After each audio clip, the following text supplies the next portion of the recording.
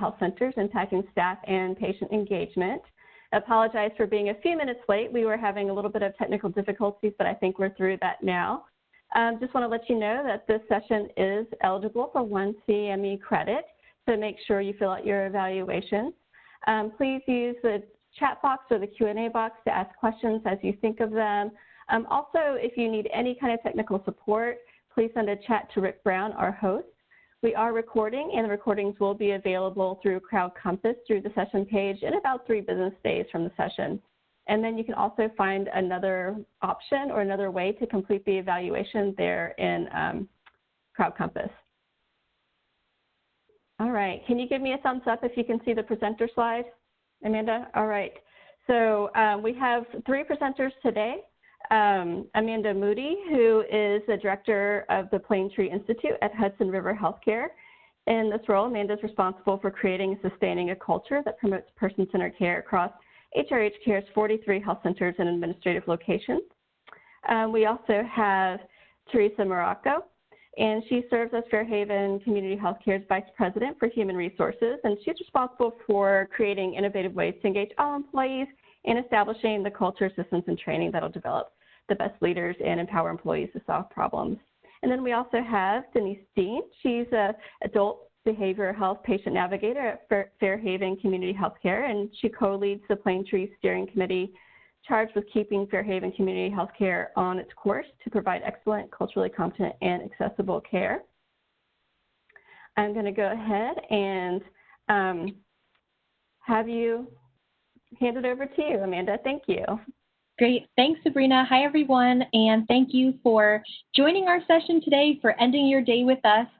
Today's session and presentation is meant to serve as an introduction to Planetree International and the Planetree model of care, and to demonstrate how 2 different federally qualified health centers have implemented the Planetree model. So we'll start with an overview of Planetree and the Planetree model of care, and then provide some examples from each of our health centers about how we've incorporated this model into our practices, and provide you with some practical suggestions for how you may want to do the same. So we'll start with the history of Planetree International and the Planetree model. So Sabrina, if you'll advance that slide, we'll jump right in. Great. So our story today really begins in 1978 in San Diego, California. There was a patient named Angelica Thierry, or Angie, who's pictured on your screen, and she was staying in a hospital and quite frankly was not having a very great experience. And so all of us, I'm sure, can imagine what that might entail. Maybe it's disruptions overnight while we're trying to sleep for our vital signs to be taken, or not very much visitation time with our family, or lacking health insurance, or something else entirely. And so Angie was in San Diego in a hospital bed, experiencing some or all of these things, and knew that she, in her ongoing care, would need to be visiting and staying in hospitals in the future. And so where some of us may look at this as a one-off bad experience, Angie knew this might be her future. She also had experience living in Argentina previously, and had experienced the Argentine health system firsthand, and knew that there were other and better ways to support patients. And so lying in her hospital bed, she was faced with this decision: do I leave California? Do I go back to Argentina and continue my care there, or do I stay in America? Do I lean into this discomfort and try to make this better? And so, fortunate for Angie and all of us today, she chose to stay, and she founded an organization called Planetree International. And so the name Planetree draws upon and connects us to the plane tree under which Aristotle sat when he was thinking about the mind and body connection. And so Planetree International was founded with the mission that was and remains to personalize and demystify and humanize the patient experience. And so since 1978, Planetree International has partnered with more than 700 organizations in 25 countries and empowered more than 9 million patients and healthcare providers to look at the care journey in a whole new way. So Sabrina, if you'll advance that. Perfect. So as Angie and Planetree International began to consider how best to reimagine the care journey, their focus turned toward a model of person-centered care. And so this term is likely not new to many of you. And so regardless, we wanted to just provide a standard definition today that we'll be using for our presentation, and that's specific to the Planetree model. And so Planetree International defines person-centered care as a systemized approach to delivering healthcare in a way that centers on the perspective of the whole patient and their loved ones, while promoting a healthy, encouraging environment for caregivers and addressing the health needs of the organization's surrounding community. And so throughout the presentation, as we talk about person-centered care and what that means to the Planetree model, this is the definition that we'll be working with. Next slide, please. Great. In practice, person-centered care involves caring for patients and their loved ones, caring for staff, and caring for the community. And so we bring this up just to say the term person-centered was actually adopted fairly recently by Planetree International and by other organizations, and moves us away from what we would previously call patient-centered, and certainly patient-centered medical home is a perfect example of that. And that transition was really meant to reflect this triple aim and move us toward a new version of care and future of person-centered care, as well as a new future of what wellness means at large as well. Next slide, please. Great. So when we say the Planetree model of care, we're being specific both in identifying that person-centered care as the intentional focus of our practices, while also recognizing, though, that person-centered care is multidimensional and it's multifaceted. And so to that end, Planetree International does provide several key areas like healing environments and access to information and human touch and others that they emphasize when guiding organizations in adopting person-centered practices. And so this is certainly an example of person-centered care, and as we'll show, I hope, a model that's quite adaptable and versatile and ready to go, but certainly is not the only method of person-centered care out there. So as an organization may think about adopting the Planetree model, there are a lot of different ways that they may choose to do so. And so the first would be independently adopting resources. Many tools and resources are available on the Planetree website. And so for organizations that are thinking about the task of maybe evaluating how to begin or how to continue to integrate person-centered practices into their care, this is a great way that offers a lot of independence and a great starting point to do so. Other organizations may want to pursue an affiliation with Planetree International, so we'll tell you a bit more about what that would entail in this presentation.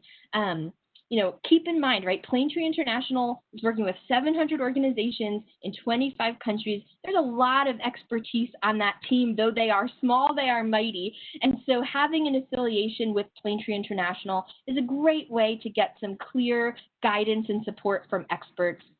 And finally, some organizations may choose to pursue certification. So Planetree International does certify organizations in excellence in person-centered care at the bronze, silver, and gold levels. And so again, we'll tell you a bit more about that today for our own organizations, but that's certainly a path that some may choose to pursue. It's a visible marker, right, to patients, to staff, to the community, that this organization is not just committed to person-centered care, but succeeds and exceeds expectation in that regard. And so that's another opportunity that an organization may pursue. Next slide, please. Great. So we will share with you two snapshots of our organizations. So I will share with you a bit about Hudson River Healthcare and HRH Care, and then we'll pass it over to oh my gosh, I just combined your names, to Therese and Denise, to share with you a bit about Fairhaven Community Health Center. Next slide, please. Great. So Hudson River Healthcare, or HRH Care, we are a network of federally qualified community health centers serving communities across the Hudson Valley, Suffolk County, and New York City regions of New York State. And so the map on your screen shows you our service area. It's probably worth noting that the yellow icons are newer sites to us. They joined our system through a merger with the former Brightpoint Health back in 2019. And so those are fairly newer for us. And the dark blue icons on your screen are mobile health centers that we're operating in our regions as well. Next slide, please. Great. So we employ in total more than 2,000 staff across our network, and we serve annually more than 245,000 patients across our 43 health centers, including our mobile health centers. And our services are displayed on the screen for you. We're providing, as an F2HC, everything from family service and internal medicine to dental and behavioral health. We also provide medical interpretation, transportation assistance, health insurance enrollment assistance, and care management services for our patients. So quite a bit is happening across those 43 sites for our communities. Next slide, please. Great. So HRH Care, as was shown previously, was actually founded in 1975. So there's a group of Black and African American women in Peekskill, New York, tremendous need for affordable, accessible, any health care at the time. And so we refer to this group fondly as our founding mothers.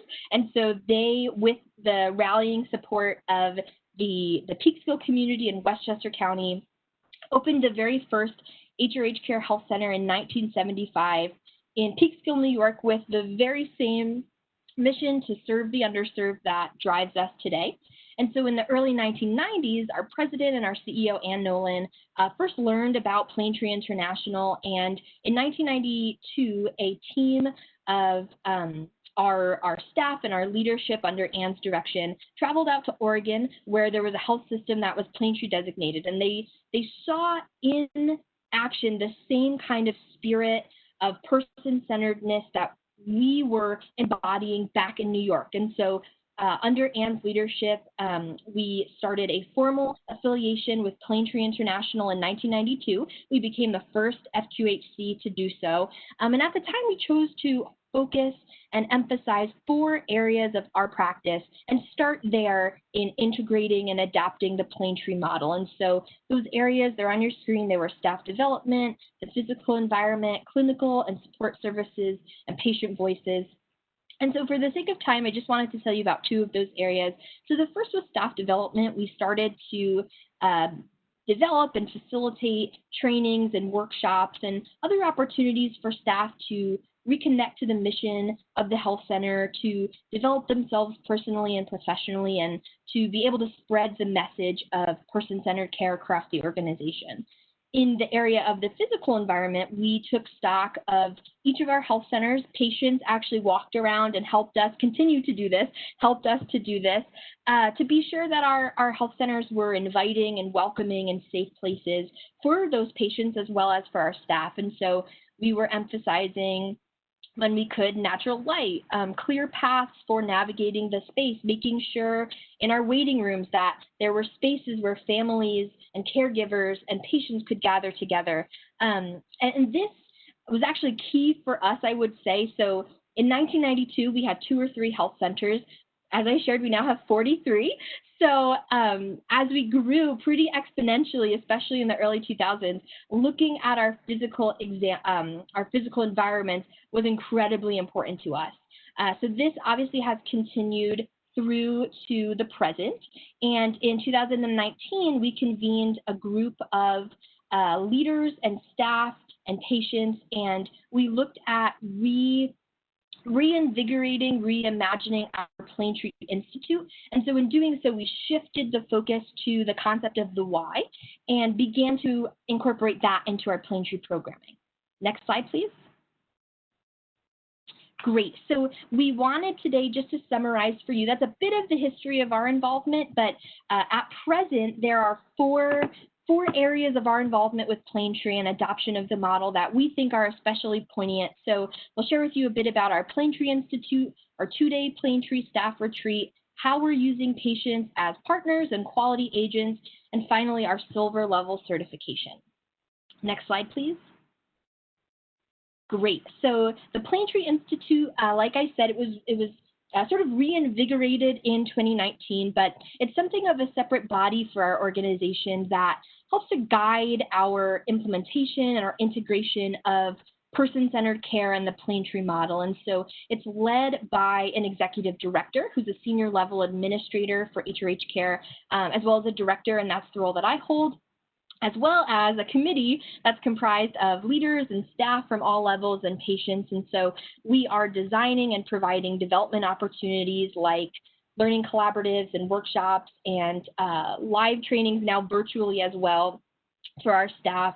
We also oversee a staff recognition program where on a monthly and quarterly basis, we are recognizing staff who are embodying the Planetree spirit, who are innovating across the organization, who are empowering the community.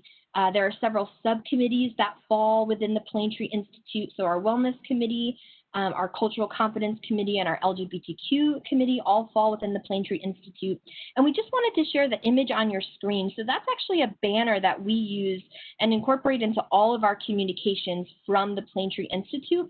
And it's a simple way for us to standardize across the board all of these trainings, all of these communications, so that our staff are consistently connecting back to the Planetree Institute. Next slide, please. Awesome. So it is not, thank you, yes. So I'll share briefly, those were not black holes on your slide. Their videos will show at another time, but two other things that are happening as you do check out those videos. The first is that we offer a 2-day staff training retreat that introduces our staff to the Planetree model, to tenets of person-centered care. That's an opportunity that is open to all of our staff after 3 months of employment. So they come in groups of about 30, mixed groups, different staffing levels coming from different sites, and we share with them the history of our organization and connect them to our mission and our organizational why, and then we actually inspire them to consider and to share with us their own personal why stories about why they entered the field of healthcare and then what's keeping them with us at HRH Care and keeping them coming back every single day. And so the video, you'll have access to it when the slide deck is shared. We call it HRH Care's brand of Planetree, and it's a look at that 2-day retreat as well as how we've incorporated Planetree into our organization. The second piece, or the third piece, I should say, that we feel is a best practice worth sharing is incorporating patients as partners into every facet of our work. So as an FQHC, our board of directors consists of a majority of patients, as do all FQHCs, but we also ask our patients to serve on organizational committees and advisory boards across departments and regions and programs. We conduct patient focus groups at all 43 of our sites every single year, and we're hearing directly from patients what they like and what they don't like, what's working, what's not working, and this is constantly guiding our decision making for the year ahead. As I shared before about the physical environment, we'll do a walkthrough of our health centers with patients and ask them to go through and tell us what they see that helpful, what they see that maybe takes away from their experience. We've gotten some really, really helpful lessons out of that work. We have a patient experience team that meets regularly, that conducts more than 10,000 phone calls to patients every quarter, where again, we're seeking to learn more, not just about their clinical experience, but also what they're noticing about our care teams and our environment.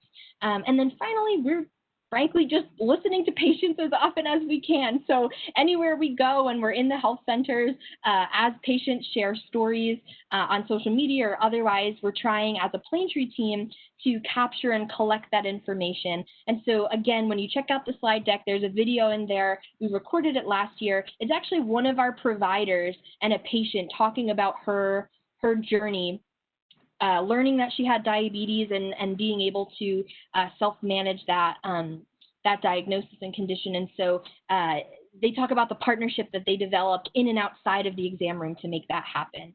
And last but not least, certainly, after 30 years or so of Planetree involvement and affiliation, In 2018, we decided as an organization, actually at the behest of our consumer board members, to pursue certification with Planetree International. And so this was a daunting process, many days, where we were completing our application and showing a team how we had adopted person-centered practices across all 5 key areas.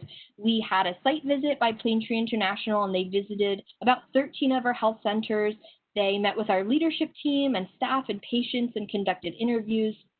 They reviewed our policies and practices, and really they were just validating for themselves everything that we had put in that application. And so in the end, we were successful, very fortunately. We became the first federally qualified health center to be certified by Planetree International for excellence in person-centered care, and we did so at the silver level, which was just a fantastic achievement. And already we are seeing how meaningful that certification and that designation really is for our staff and for our patients and for our community. Next slide, please.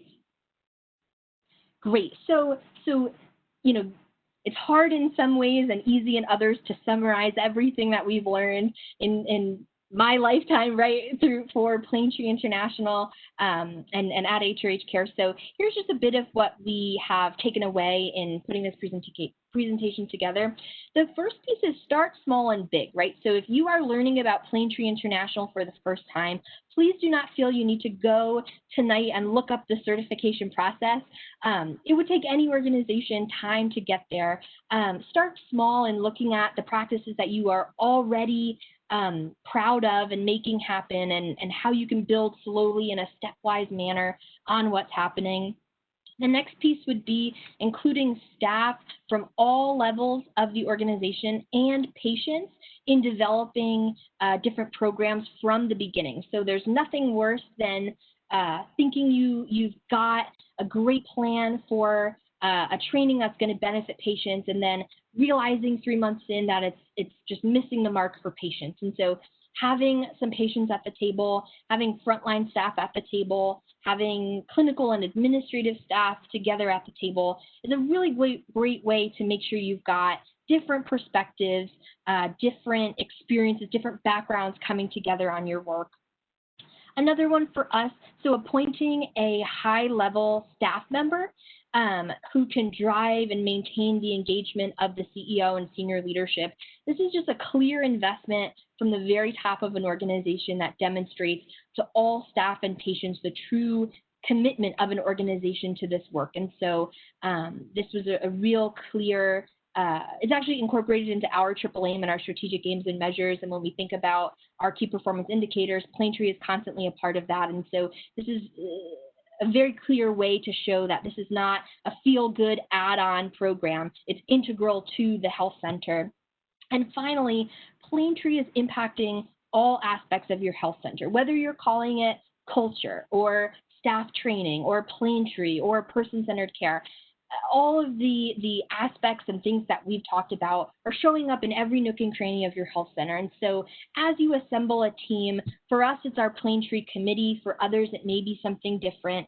Make sure that that team is well represented on other committees too. So when you have teams or committees or task forces that are convening to look at patient safety or regulatory compliance or finances and operations, that's a great place for a Planetree committee member to be, and to be making sure that when we're making operational decisions and fiscal decisions, that those decisions and actions are person-centered. And so it's not just staff development that benefits from this work, it's the whole range of operation of a health center.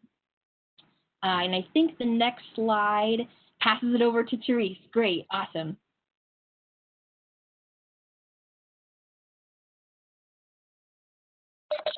I think you're all set, Therese. Once you unmute, I'll hand it over to you. Well, thank you, Sabrina, and thank you, Amanda, and thank you for your great talk on the Planetree model and all that's happened at Hudson River. It gives us, as an organization who's in their infancy with Planetree, a lot of optimism about all the great things that could be done. So I'm Therese Morocco, and together with my colleague Denise Dean, we're going to talk to you about our journey with Planetree, how we got started, and what we've been able to accomplish in 3 short years. Next slide, please. First, I'm going to talk to you a little bit about Fairhaven Community Healthcare. We were founded in 1971 at one small location. We've grown to 13 locations, soon to be 14. We're opening another location next month. You can see our demographics. We serve over a population that's 70% Hispanic and mostly identify as speaking Spanish as their first language. Next slide, please. So how did Planetree start with us? So in the beginning, early 2017, we engaged in patient and staff surveys. That led us to want to have more of a patient voice. So it's interesting that Amanda talked about the transition from patient-centered to person-centered, because we sort of went there as well. We started with wanting to have a more patient-centered voice, and we knew we had to do that with starting with our staff, right? We knew that we needed to become more person-centered to be more patient-centered. So we engaged with Planetree. They came in and held focus groups so that all of our employees got an opportunity to speak about a variety of issues. And a good deal of our patients were invited as well to talk about their experiences at the center. So we collected a lot of data from those focus groups, and those drove our decisions for the first couple of years, and I'll talk to you about them in the next slide. Some of the other things we needed to make sure we had locked down was leadership engagement. This is not a project like an HR project. Amanda had mentioned just an add-along HR project. You really have to have support from the upper level if this is going to work. You can't just walk the walk. You really have to talk the talk, even though later on in the presentation I'll show you how we really did walk the walk at some points. Lastly, you need organizational structures that promote engagement. And what I mean by that is you have to support employees so that they're able to provide the care that they want to do. Next slide, please. So what do we do? Like any good organization does when you have a lot of data, you do a SWOT analysis, right? You look at what you have and you sort of organize it into buckets. And what was our strengths? Well, what came out from our focus groups was we had a lot of loyal employees who were really dedicated to the mission. They were tired, some of them were burnt out, but they still were really believe in the work that we do. And one of the other things that resonated was teamwork. Lots of over and over again, I would like to be part of the team. I like to work in the team. So that was great. The other piece that came out both in the staff and the patient was the sense of community. And that was really important for us as a strength, right? One of the comments in the survey from a patient says, as a community healthcare, they really live up to their name. There is a sense of community. So that was great for us. That was a real big strength, and we knew that we can build on that. So what were our weaknesses? Anybody who's worked in any organization is not going to be surprised when I tell you that it's communication. So many people felt that there was such a lack of communication. So you should know about us between 2013 and 2017, we grew exponentially, right? We started growing, we added more business lines, added more employees, and people really started to feel like that other organization that we just started with had really rapidly changed. So communication was a piece. Some people said there's lots of changes and no one knows anything about it. They also talked about the lack of leadership visibility, that they really didn't see leadership much around. And that led to a little bit of a lack of engagement. So those are our weaknesses that we knew we could start to work on. It gives us the opportunity piece, right? What are our opportunities? We can improve our communications. And improving communications means a lot of different things because not everybody hears things the same way. So, you know, it's easy to say, yeah, we sent an email about that, but not everybody's going to get that or they're going to read the whole thing through. So how do you really improve communication to make it meaningful? Looking at the clarity of your message, the frequency of how it's delivered. So working on things like that was a good opportunity for us. There's also another opportunity was leadership visibility. How do we change that feeling that people don't feel like they're connected to the leader? So those were our opportunities. And lastly, our threats. I mean, I see threats as twofold. We could have done nothing, right? Had those focus groups not engage with Planetree and do nothing, and that's a threat in and of itself. Or engage with Planetree, but not really do the whole buy-in, like I told you, not jump in with 2 feet, right? That would be really problematic because if you don't really embrace this as a culture and you don't go in wholeheartedly, you're going to lose it. And so those 2 threats would, for me, lead to a lack of morale, disengagement, and low productivity, and all those things that we don't want to see. So those are our threats that we have to be mindful of. So next slide, please. So what did we need the most? So after all of this, and we worked through it all, we sorted through, we decided we would start with 2 committees, one being staff engagement and one being staff communication. So our committees were formed with 8 to 10 staff members from all different sections of the workforce, and also 1 member of the executive management team. And that's really important to have, first for that visibility, but second for that communication. So a member of the executive management team is, at the ground level, listening to the folks, understanding what's going on, and able to communicate that back to the team. I think that's important. And we still keep that model today, even though our teams have changed slightly, our committees, and Denise will share that with you, we still keep that model. Next slide, please. So what's some of the things we did with staff communication projects? So we initiated an update to improve staff experiences with SharePoint. That sounds like a little bit like, so what, right? SharePoint, everybody thinks is pretty boring. And it can be pretty boring. And it's a very text-heavy sort of place that you keep policies. But we wanted to make it more of a communication hub for us. So we changed it. I didn't know you can put pictures in SharePoint, and you can have videos, and you can have updates. And so we did all those things. And we drive people there for a variety of ways. There's news articles. There's something about your colleague that they went to present something. There's a recipe from Denise from last weekend. So there's all good stuff. So improving the staff experience with SharePoint has been very valuable. We've gotten a lot of positive feedback. Something that's not frustrating and difficult for a user and also provides value has been really helpful with our communication. We started executive rounding, and that's exactly like it sounds. Each member of the executive team went to visit a different department 1 day a month, and really not to spy on people. We certainly let them know we were coming because we didn't want to be creepy. We said, hey, we're coming to visit you, but really to get an experience about what it is, what's going on with their day. What could we do to make their day better? What's working, what's not working? For me, my first experience was at the front desk. I got to go visit the front desk. And it was really eye-opening for me because I had no idea how difficult it was to check in a patient. It's not just writing a name on a clipboard. There's all these various steps in the medical record. And I chatted with one of the employees, and I said, what would make your day easier? And she said, if just the patient roster was sorted by location, it would be so much easier, because they had all these patient locations. So part of executive rounding is taking your information and going back to your executive team and sharing it. And in sharing it, I shared it with the person responsible for that area, and such a quick fix, right? We were able to fix it. The other piece is that you communicate it back out. So whatever work we were able to get done, we shared on a spreadsheet in SharePoint, in our favorite SharePoint, right? We put it back up there so people could see. We weren't able to fix everything. It's not like a wish list, right? And say, I want this, and we fix it. But we certainly were able to resolve a lot of these issues to promote those organizational structures that we should have. For instance, one person had asked us in the pediatric area, they wanted us to bolt a door because kids kept running out. As it turns out, it was a fire hazard and we couldn't do it. But just the act of learning about it, figuring out problems, and where we could help, we did. We sort of stalled with COVID, but I'm anxiously looking forward to getting back to that again. Lastly, we started an email awareness campaign. So, we always have new staff when we met in person stand up and introduce themselves. But in addition to that, we send out photos now of all our new staff with a little bit of information, asking people to, if they see them in the hallways or they can go to their office and say hello, to go welcome those new people. And we send out monthly what's new newsletters, what's going on, what are people doing, hopefully Denise and I will make the next newsletter. Who knows? We may begin at Denise.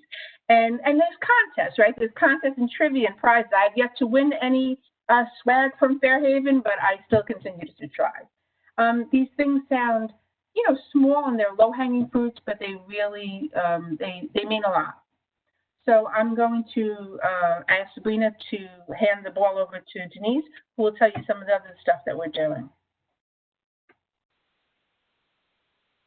Good afternoon, everybody, and thank you for joining in. I'm really excited to be presenting, and if you would have known me even 4 years ago, you would have never thought I'd be a part of any committee, never mind chairing any committee.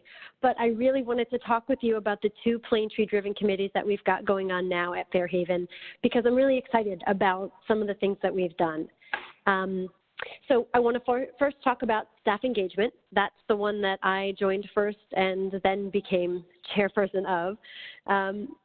it is really charged with keeping staff engaged with the job that they're doing, with the department that they're working in, with Fairhaven as a whole, and really with the mission of why are we here. So it's pretty broad, but it's so important. And as Therese had said, we found out that it was starting to shrivel away. So we all came together, sent out surveys, talked to peers.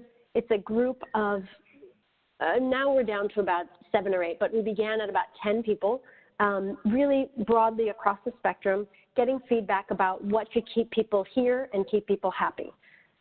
Some of the projects that we have done are listed there. The pictures are actually from the project I'd like to highlight.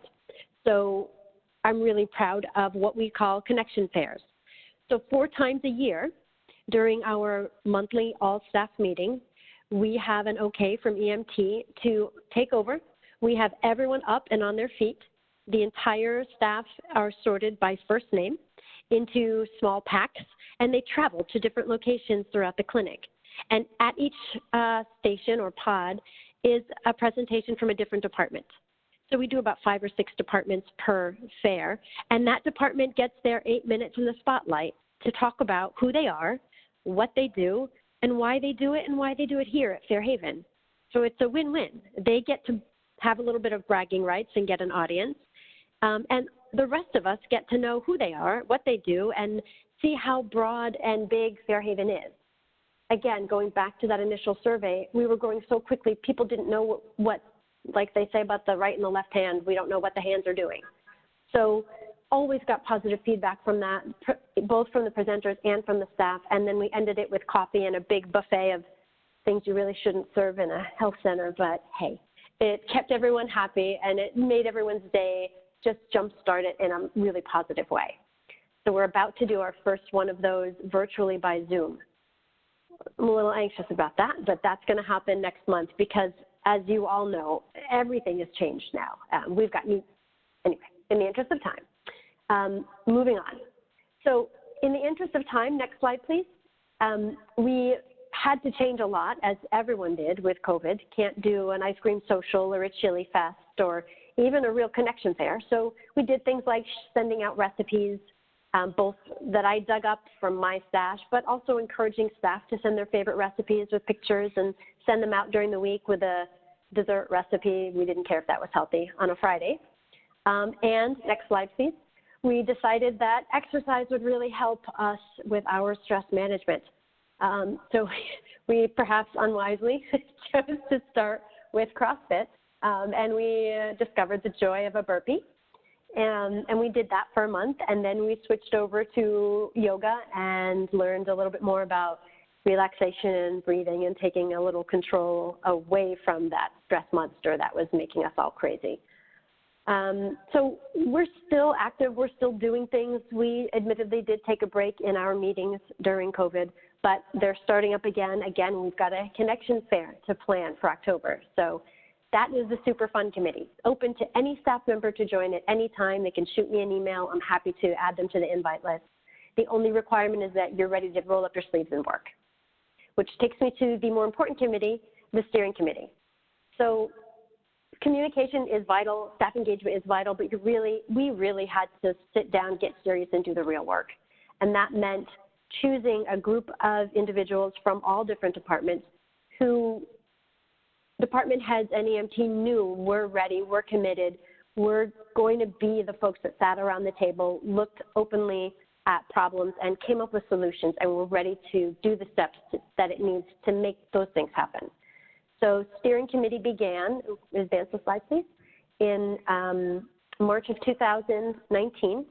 That's our charter. I'm not going to read it to you. It very closely resembles the mission statement of the clinic, obviously.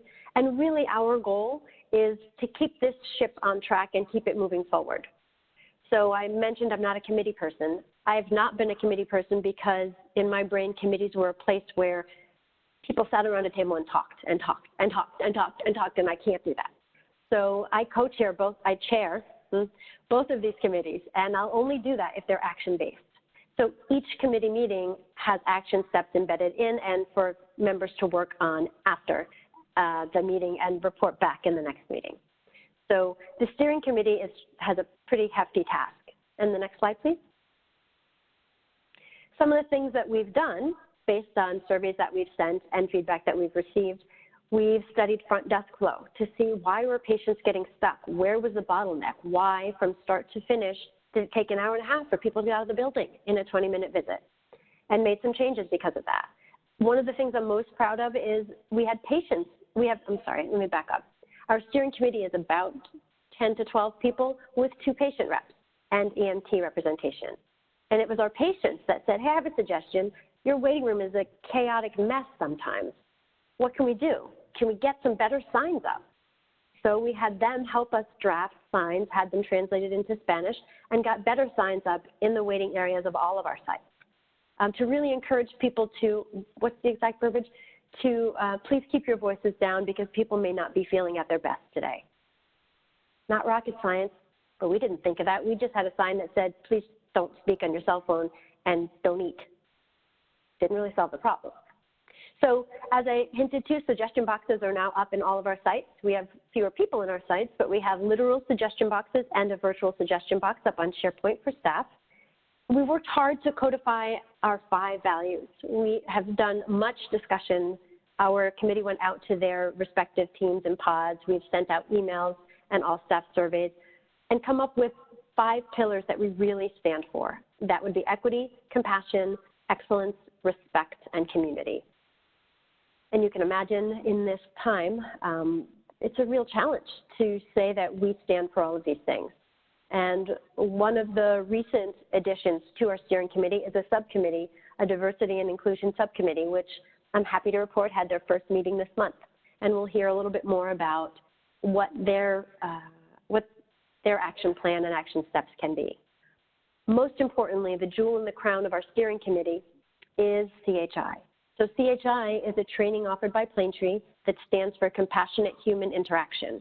And really, it's almost impossible to explain how the training works in a little chat here. There is a video that you will get in your slideshow. And I'd encourage you all, if it doesn't pop up and doesn't read, if you were to Google search the Cleveland Institute or Cleveland and Empathy, you'll be able to find it quickly. And some of you probably are nodding your heads going, oh yeah, I know that video, it gets me every time. That video really pulls at people's heartstrings for a reason. The whole purpose of that training, and you can advance the slide, please, is to get us to connect to the why. You can leave it there for a minute, thanks. As Amanda alluded to, why are you here? Why are you here in healthcare, A, and why are you here at Fairhaven? Because you could do healthcare anywhere. We're in Yale's backyard. But you chose to work here. Why? This training is done in a 2-hour chunk in small groups. So we got a commitment from EMT from them that we could do this, that they would allow us the time to break down and take 3 times a year, 2 hours out of a clinical day and get everyone in the same, by the end of the year on the same page and trained in this empathy training, in this learning that the world isn't always from your perspective and that you have to see things from the point of view, or at least try, of our patients, of your coworkers, of this community, if you're going to be effective here at Fairhaven. So when you have the time, I'd encourage you to dig out that video and watch it. And that is sort of the root of that training. Everything is on your feet and hands-on and very intimate and asks people to take a risk for a really good cause. Advance, please. So what did we learn? I learned that this is hard, that even though, as I say, I drank the Kool-Aid when Alan from Planetree came and presented the findings of our focus groups and what we could do and what EMT decided they would do. And I said, this is great. This is what I want to do. I want to help. Not everybody drank the Kool-Aid. And so how do you inspire people with what you know can happen? And how do you get them to buy in and say, yeah, it can happen. I just need you to take this one step with me. Not dig in your heels and say, oh, it hasn't happened before. I know, but it can happen. So how do we get you to open up a scotch and let it happen? And that requires compromise, which, although vital, is hard because some of us are a little stubborn and we've always believed that we know the best way to do things.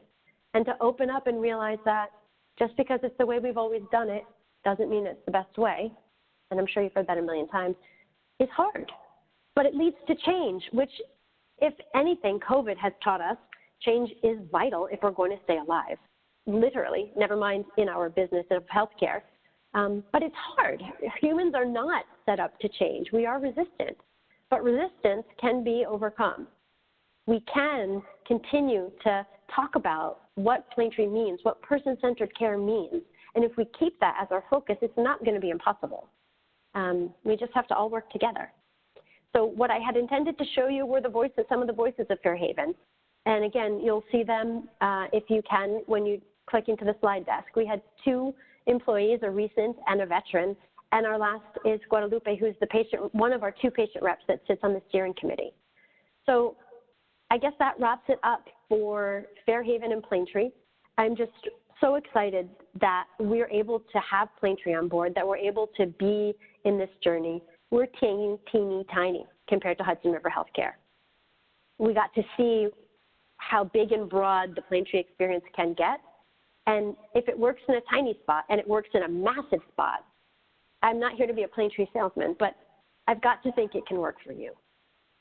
And that, I would say, would wrap up our presentation, and we can go to questions. Is that correct? Great. That's great. Thank you so much, Denise. That was wonderful. And Amanda and Therese, so wonderful hearing about the good work your organizations are doing, and also just hearing the enthusiasm that you have about this program. So it's really energizing. We do have a couple of questions. As we're answering these questions, I want to encourage everybody to enter any questions that you might have in the Q&A box, and we'll try to get to those in the last few minutes that we have. But the first question we have is, can you address some challenges of adapting a model designed initially for an inpatient setting to an outpatient one?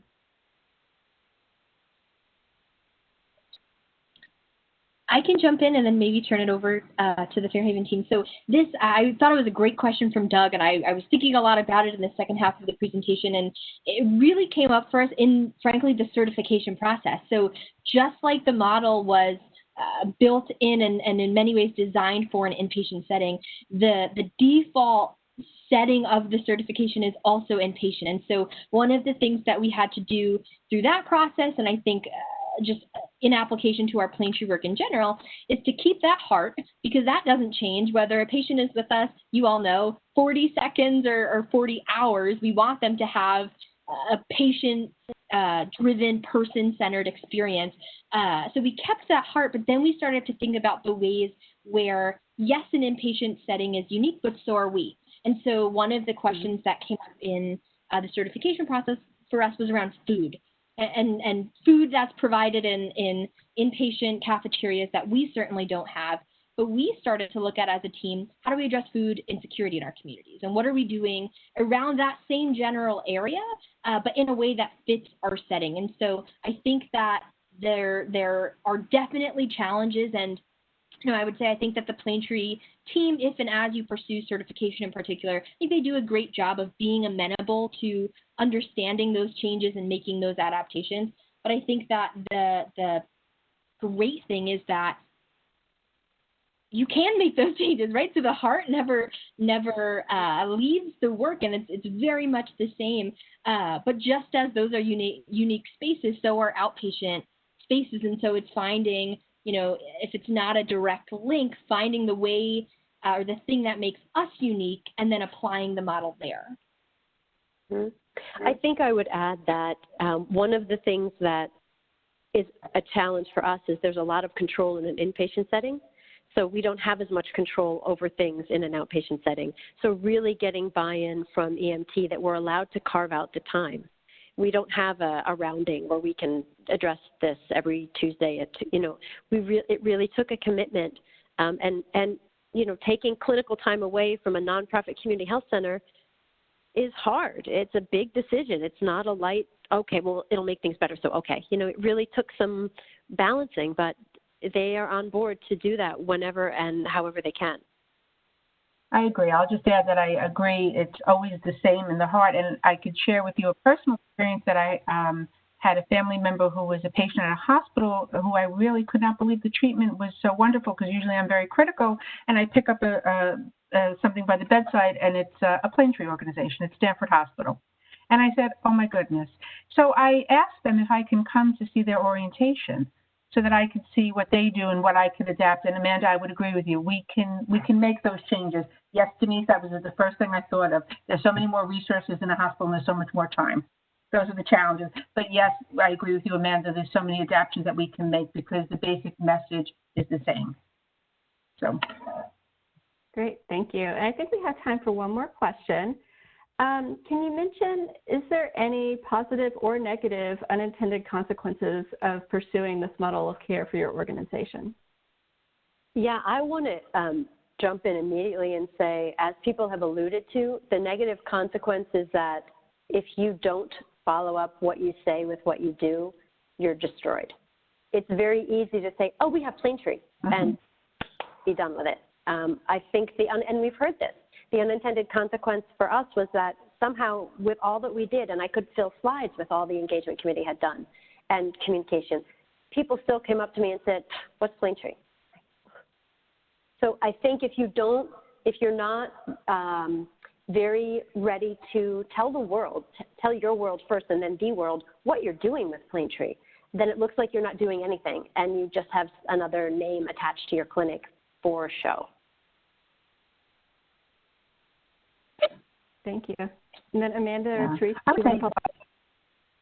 Oh, sure. I would say one of the positive unintended consequences for me was getting to know so many of my colleagues on a different level. For me, that was great. I got to, especially the executive rounding, and I know at some level what referrals do, but I really didn't. And then I got to go to the referrals department. So for me, getting to know the colleagues, actually having the time to talk to them at ice cream socials or whatever it was, that's a great unintended consequence. Yeah, I think both of those are true for us. And I think one other positive unintended consequence, we talk so much about culture and how so many times our cultures as an organization form organically, for better, for worse sometimes. And so one of the things for us, our Planetree programs have helped us to build a strong, cohesive, person-centered culture. And so, I'll share that we incorporate rubber ducks into our Planetree trainings. I can't reveal the meaning. You have to come to an HRH Care Planetree training. We'll share with you the schedule. But it's something that's unique to us. It's not in the template. It's not in the model. It's been our way for decades. And so over the course of the 2 days, the staff have their ducks and they're taking pictures, and it's this silly thing with meaning. But what happens then is at graduation, you leave with your own duck. And if you go to, and I promise you, any of our health centers, any of our administrative locations, any of the homes of some of our staff members, they will gladly pick up their rubber ducky. I have a tiny eraser version, and say, I've got my ducky. I know, I'm Planetree. I know, I've got my ducky. And so it's this funny visual reminder of everything we talk about, of what Planetree means to us. And so when someone's having a bad day, we can say, hey, where's your ducky? Put down your ducky today, let's talk. And it's this neutral, very HRH Care specific way for us to talk about our attitude and our behavior without having to lead in with so much of what we often do. And so I think that's been a really beautiful, unintended, positive consequence for us, is that it's become part of our culture and our vernacular in a way that has sort of taken a really beautiful life of its own. Great. That sounds wonderful. Thank you so much for your presentation, Amanda, Denise, and Therese. We appreciate it so much. I just want to remind everybody to join us tomorrow for our first session of the day, which is Compadre, a partnership between 2 states to address workforce shortages and improve health outcomes. Thank you so much for joining our conference today, and we hope you have a great evening or afternoon. Bye. Thank you.